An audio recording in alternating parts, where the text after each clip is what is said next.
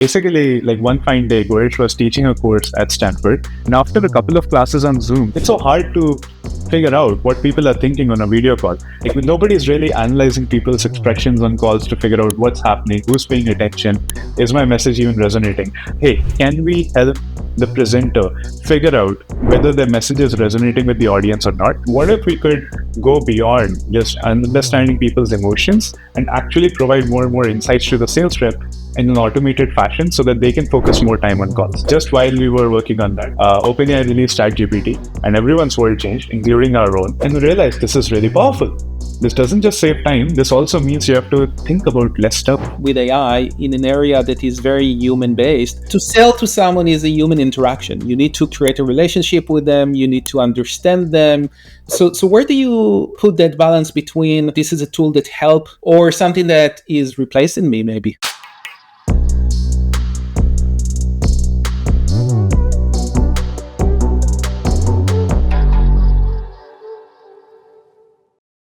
Hi everyone, welcome back to the Beyond Product podcast.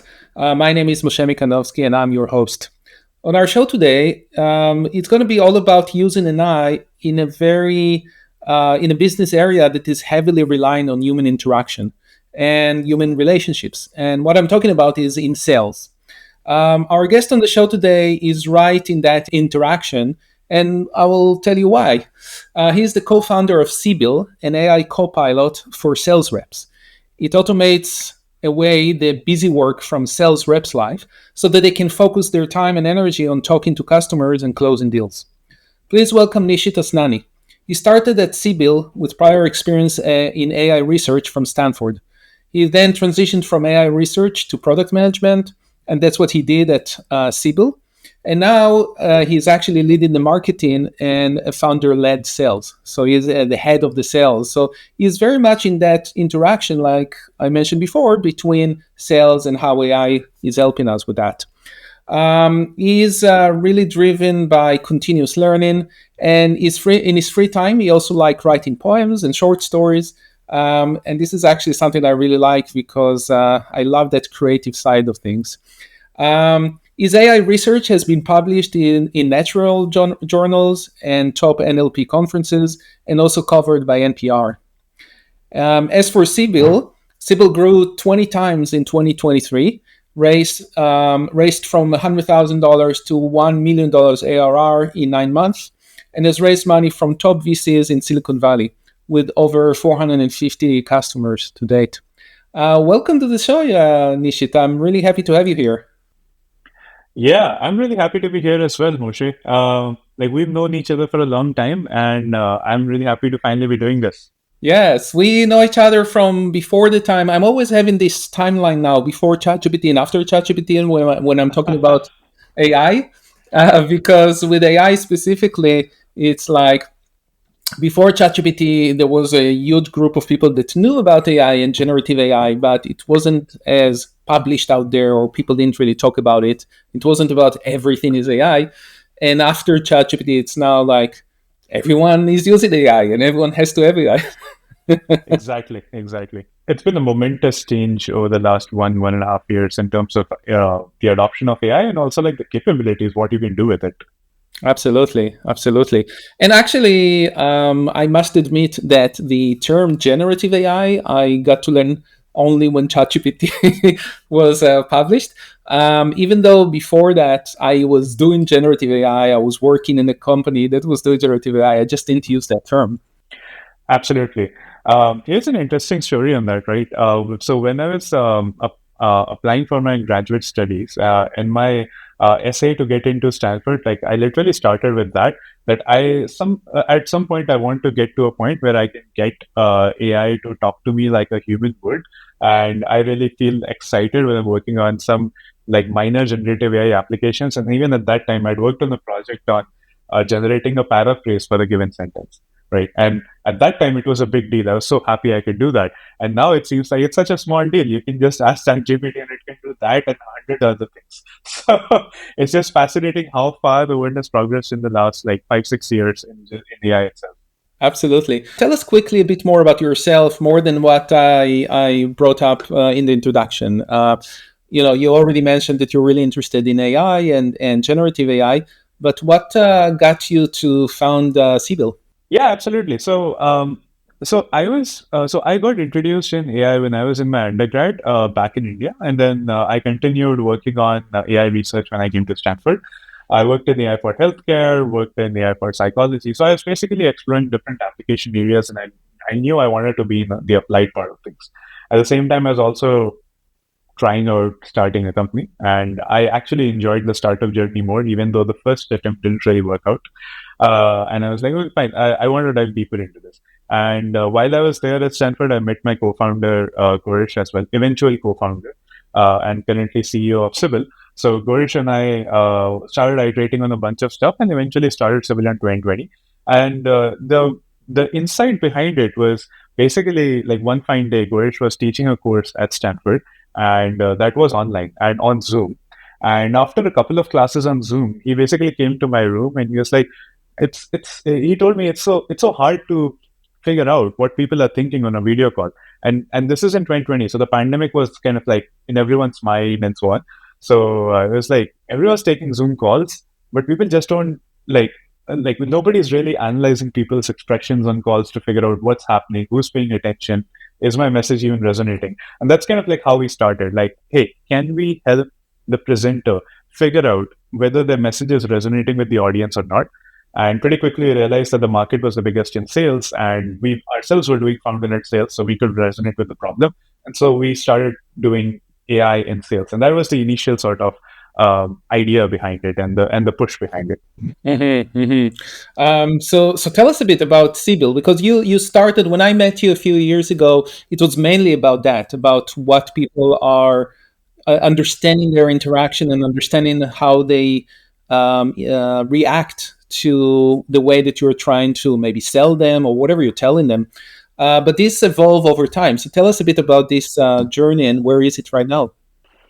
Absolutely. So initially that was the hypothesis, like, okay, if we are able to figure out who's engaged, who's not, and who's excited, who's not, that should be a great insight.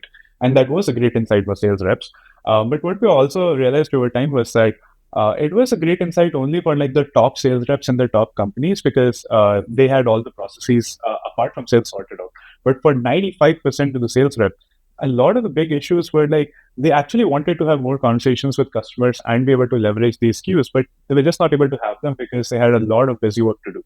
And so we're like, okay, what if we could go beyond just understanding people's emotions and actually provide more and more insights to the sales rep in an automated fashion so that they can focus more time on calls.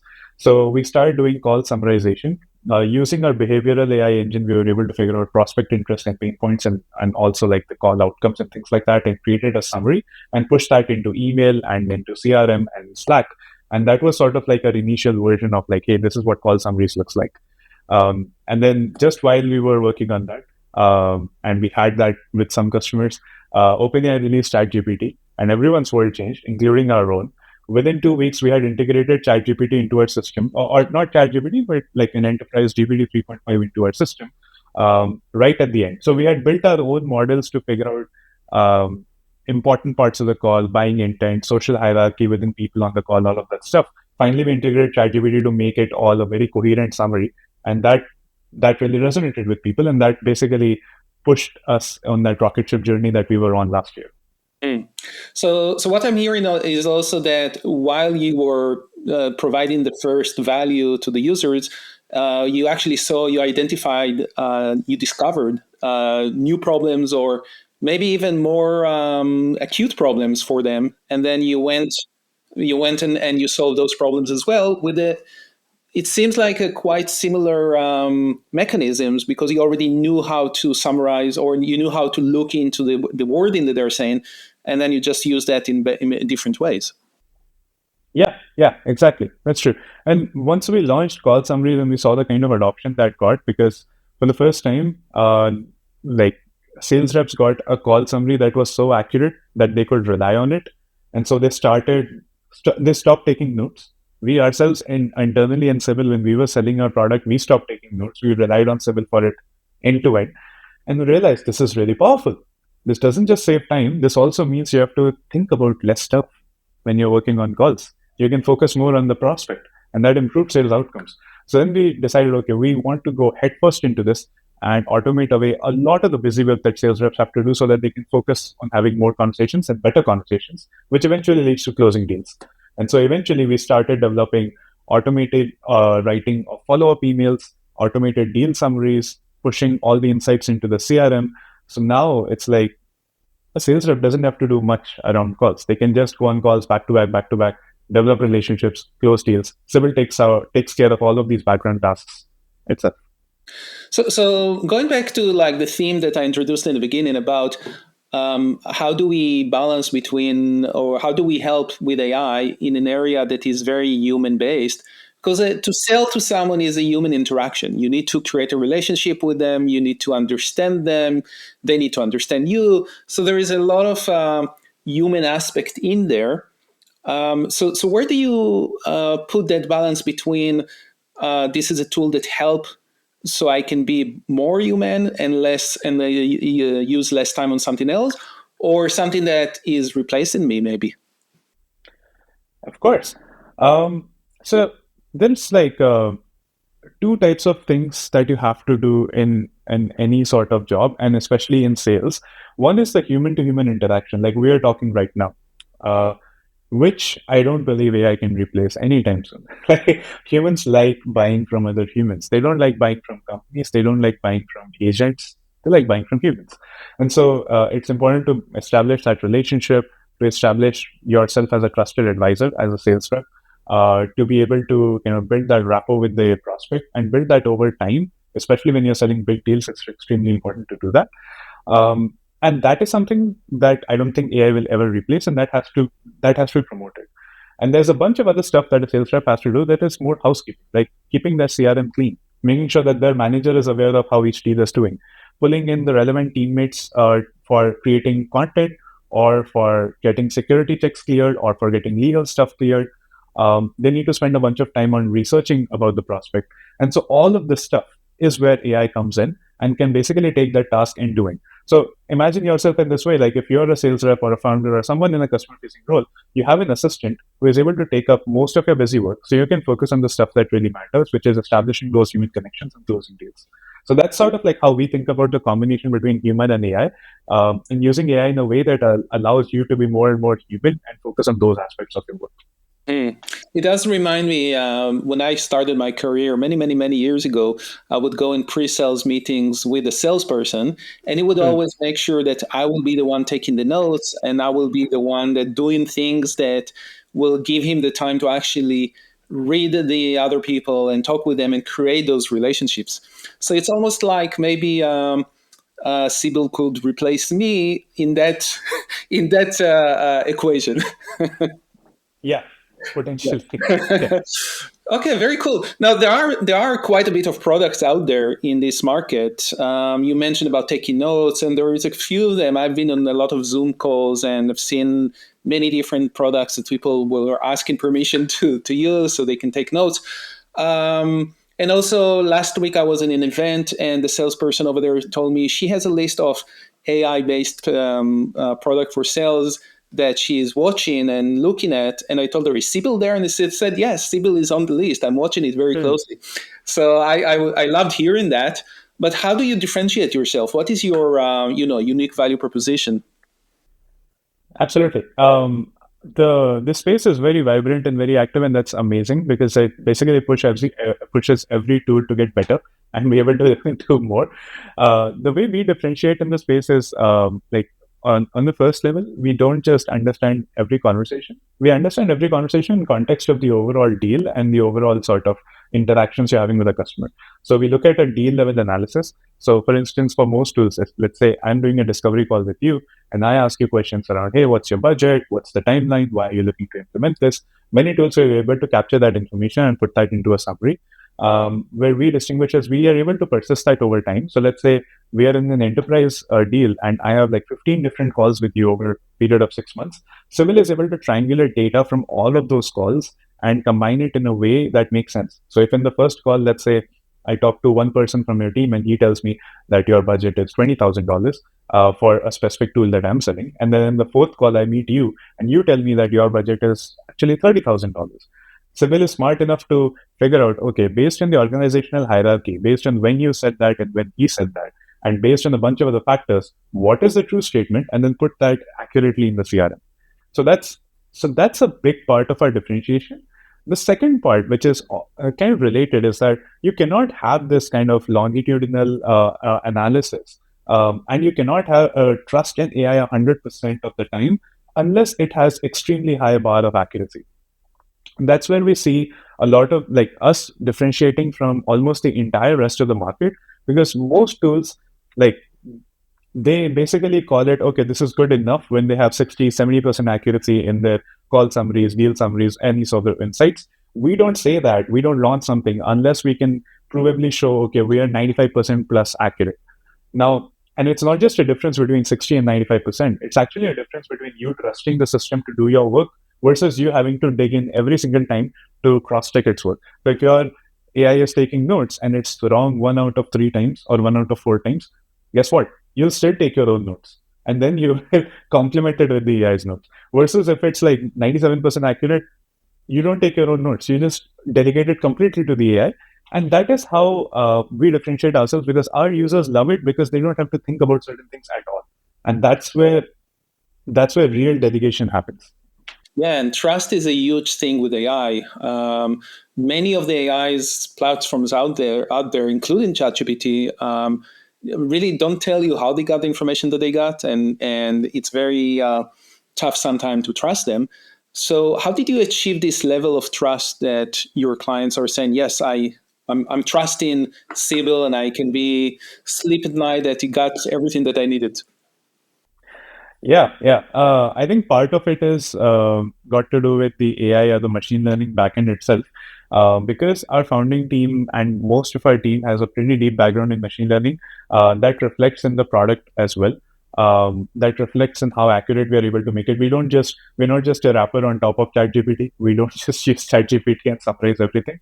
We actually have our own models that figure out certain unique aspects about the deal based on certain attributes that are mentioned on calls and emails and people's facial reactions and all of that stuff. So we collect all of those signals, and then we use that to create a kind of AI's internal mental map of the deal. And then we use tools like ChatGPT at the end to summarize it and create insights in a way that is humanly readable. So it's not like we're basically bulldozing everything with ChatGPT. We are using those large language models at the end to produce an output that's readable. But before that, there's a lot of heavy lifting that our own models are doing, and that leads to high accuracy. The other part of it is more on the product side as well, that we realized pretty quickly that it's easy to insert a chat box into the product and just be like, okay, this is it. We and kudos to our product team for that, and in general for the team, that we took that decision that, okay, that's not what we're going to do. We're going to restrict our domain of like what we are going to do and do it extremely well, rather than opening it up to all sorts of use cases, because practically it's very, very hard to do it well as a startup. So you really have to niche down and really nail it very well, and that's when your customers absolutely love you. So the trust is like an important thing, and scaling down to a niche, and the niche I assume is sales, right? And specific sale. Is it even niche down to a smaller niche of a specific type of sale, like a specific market or a specific sector?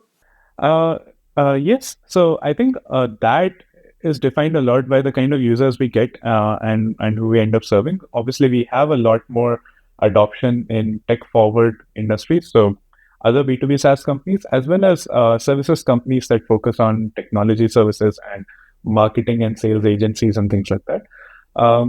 So that's where we see a lot of our customers coming from. And also, since these are a lot of them are customer facing teams, so in terms of like how they interact with customers, that's also kind of relevant. So for instance, B2C sales is very different from B2B. And so the kind of summaries we generate is more focused towards B2B sales, or the follow-ups that we generate are more relevant there. Right. So those are like sub niches, as you can say, that we target. And a lot of our customers come from mid-market and SMBs, which are, again, typically much more open to adopting new tools and getting value out of them. So that's where we see a lot of traction. Yeah, and also this B2B is definitely the one that needs more of that human interaction for selling. The sales cycles is usually bigger. You need to trust the salesperson as well and stuff like that. Yeah, Where B2C is more of like you have all of these consumer products, and sometimes it's just about the brand, or it's just about the being on Amazon or some store, or something like that, right? Or just about the yeah. price because it's a commodity. So I can definitely see how it can help, definitely in B2B. What's your future plans for Sibyl? Where do you see yourself going?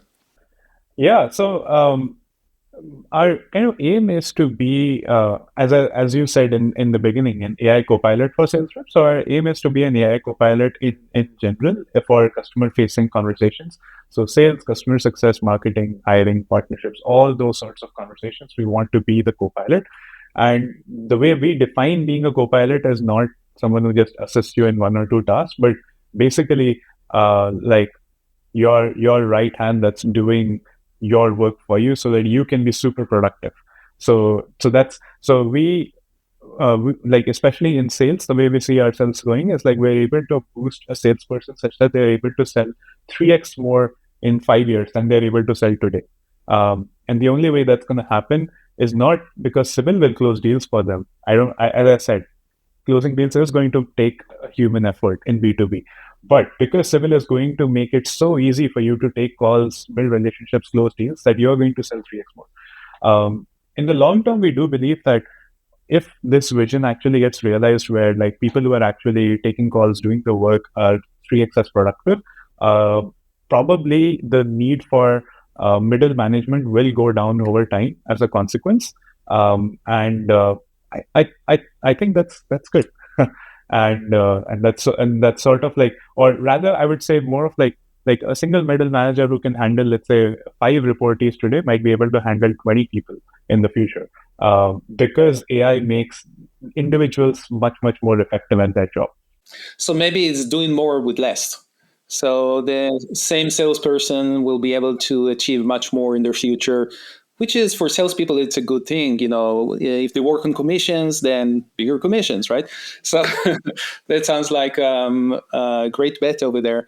So one thing I was always interested in products that are AI, and I had the challenge myself when I moved to AI as a product manager, is how do you see the outcomes? How do you actually value that something is working or not? Because with AI, many of the times it's not immediate. The results are not immediate. It's not like if this, then that, like regular software. It's more incremental and there is a directional. So, how did you tackle that from when you were in the product seat of Sibyl? So I think what is really challenging, especially for a 0 to 1 product, is that if you're doing it for the first time, you don't really know what real customer love sounds like. You think, because a lot of the times, especially when you go into a conversation saying, "Hey, I'm a founder, and this is my baby. This is the product I've built. What do you think about it?" As a founder, you want honest feedback. Most people don't give you honest feedback. Most people, and not because they're malicious, but because they don't want to hurt your feelings. You're a founder, obviously you care about your product. And so early on, that was something that we did struggle with. Like I would come out of like 5 discovery calls and I'd be like, "Oh my God, this absolutely rocks. We should build this." Like I showed these Figma prototypes to these 5 people and they loved it. And then we would build it and people would not use it. People were excited, they would use it first time and they won't use it. And then you look at the data and you're like, okay, we're screwed. What do we do now? And so over time, I think we learned like what is genuine enthusiasm and what is like someone who's saying it just to make you feel good. And that was especially clear when we had like the first like real moment of extreme user love when we launched magic summaries, as we call them, call summaries. And our customers were like, "Holy shit, this is amazing. I want this today." And our new prospects were like, I still remember the first time we closed a deal in one call and we were all like, "Okay, this is real." It was like we talked to a VP of sales on the first call. At the end of the call, he's like, "Okay, I want to buy it. Can you send me the sales order form?" And then I was like, "I've never seen that sort of enthusiasm before, and this is real." So I think it took a while, and I think the core ingredients of it is just asking the right questions, not just asking, "Hey, do you like it?" but asking much more deeper questions about their workflow, understanding having empathy for their workflow and then asking them, and then basically getting them to use parts of the product, or asking them really probing questions to understand, does this even fit into their workflow? Are they going to use it? I think those are like really, really key elements to figure this out. I love that. I love that. Baked in that is the results we're given from the AI models, and those results might or might not work exactly like they expected, or even if we expected, right? So did you see also a curve over there of the model became better and better over time, and therefore got better and better trust from the users? Yeah, we do see that. However, I would mention a caveat. What happens is whenever you launch a new AI-powered feature, especially like it's okay, AI has been a buzzword for more than 10 years at this point, right? And so a lot of the B2B buyers, especially, have gotten sold on snake oil in the past. Like the company tells them, hey, this is AI, this is going to work amazingly, and then they buy it, and it doesn't really work that well. It's not accurate. And so they're generally skeptical in minimum. And so we realized, like, if you launch a new feature and we launch it in the sense, okay, let's see initial adoption. If it works, then we'll build it further. A lot of the times, that's a great strategy. Sometimes in AI, that's bad strategy, because once you lose trust in that feature, no matter how much you improve it, the user just doesn't want to use it. Right. And that's something we realized. And so now that is baked in our strategy. Like, you don't want to go to the other extreme either, wherein you build everything to like 99% accuracy and only then you release it, because then you don't get user feedback quickly enough. So there's a middle ground there. Users should get enough value that they're okay with an error here or there, and you improve from there to get to a point wherein the error is extremely minimal. So, yeah. Great. This is great learning. And this actually leads me to our next section about your founder journey. Because you started as a developer, you became the product manager founder, and now you are in the sales. Tell us a bit about that. You know, what did you learn from this process? And why did you even move? Yeah, I've asked myself that question a lot of times. So essentially, the way it started was, obviously I started with my strengths, which was like building machine learning models initially. But we realized pretty quickly, like, our founding team of 4, all of us were technical, and someone really needed to talk to customers and figure things out. Like, what product do we even need to build? And I was really interested in product, because prior to that, I'd worked at a Series A company as a PM, and I kind of liked it, even though that's not what my initial training was in. So I was like, okay, I'll do that, and I'm really interested in talking to potential users and figuring this out. That's kind of like how I transitioned into doing more of like product management work. And then I think as we were, and this is all pre-product, right? This is all when we had ideas and some prototypes, and we were trying to get something. Once we launched our product and started getting a few initial users, then it was kind of like, and then over time, we got our product to a point where we had pretty strong retention numbers. We didn't have a lot of users, but the users we had were retaining, we were coming back, and so on. So we're like, okay, this product seems to be working. Now we need to get more and more users. Now we need to focus on distribution. And so then, who was the natural person in the founding team? That was me, because I had been talking to customers. So I was like, okay, I'll do this. And I realized pretty quickly that distribution is not as easy as it looks.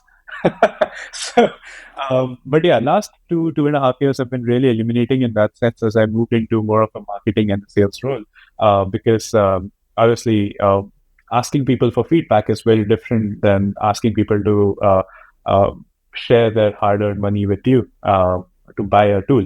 So you really, really, really got to prove the value. And I think I've learned a lot along the process, and I really enjoy it.